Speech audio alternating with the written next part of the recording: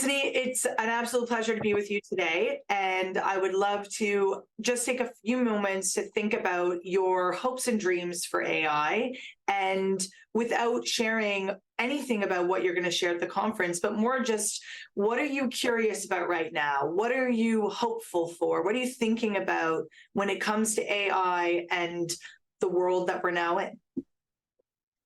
So, well, here I am talking from Epsom College, and the car has just gone past with somebody looking at their sat nav, coincidentally, and that sat nav will take them to their destination, but it will also take away from them the joy of understanding maps and understanding physical relationships, and the way that different towns and communities and areas relate to each other.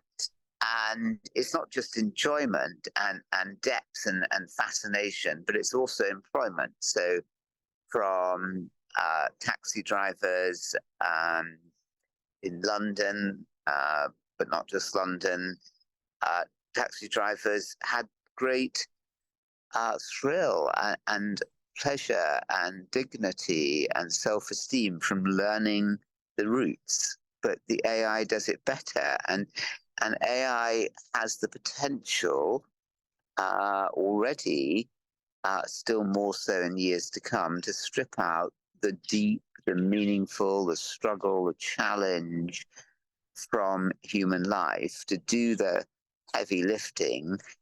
But we know with our own bodies that if we don't exercise them, if we don't go running or stretching or jogging or go to the gym, whatever we do, then our bodies don't operate don't work as well. And the same with our minds. If we don't stretch and challenge, stimulate our minds. So I think that the greatest single vexation about AI is that it will take away meaning from life and take away the great things about being a human being. At best, it can enhance those because some of the drudgery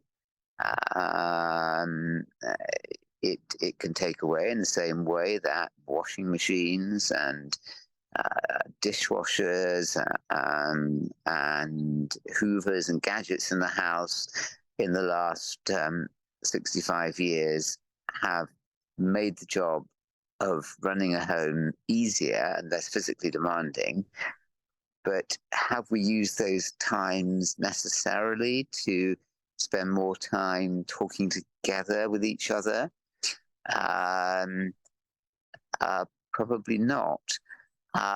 So what is best about being a human being?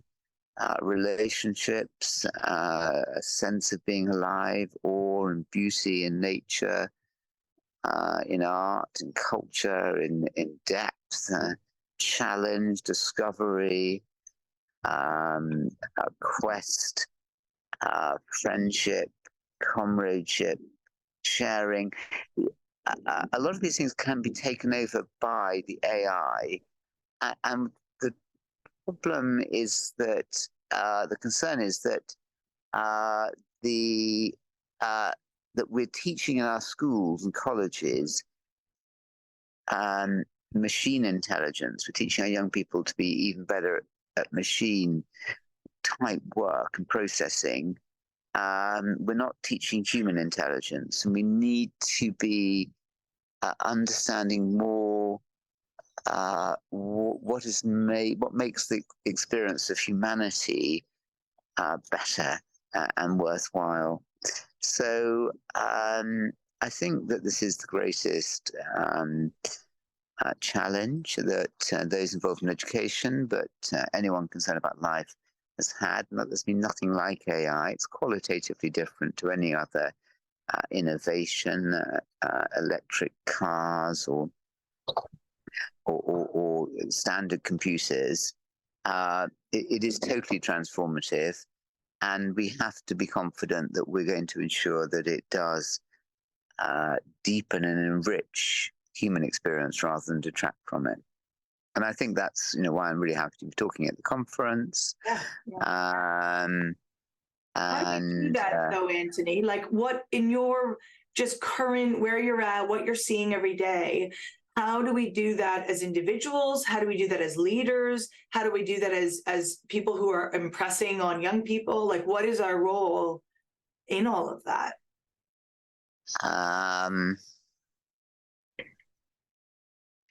Well, I think our role is very much to understand what's happening, to be aware of AI, and to see the opportunities, seize the opportunities to enrich and deepen our lives. And we can already see, we all of us walk down a street and we see people on their gadgets, and it's taking them away from the reality of the lived experience, the shared experience. We can observe people in restaurants not talking to each other. They're all on their gadgets.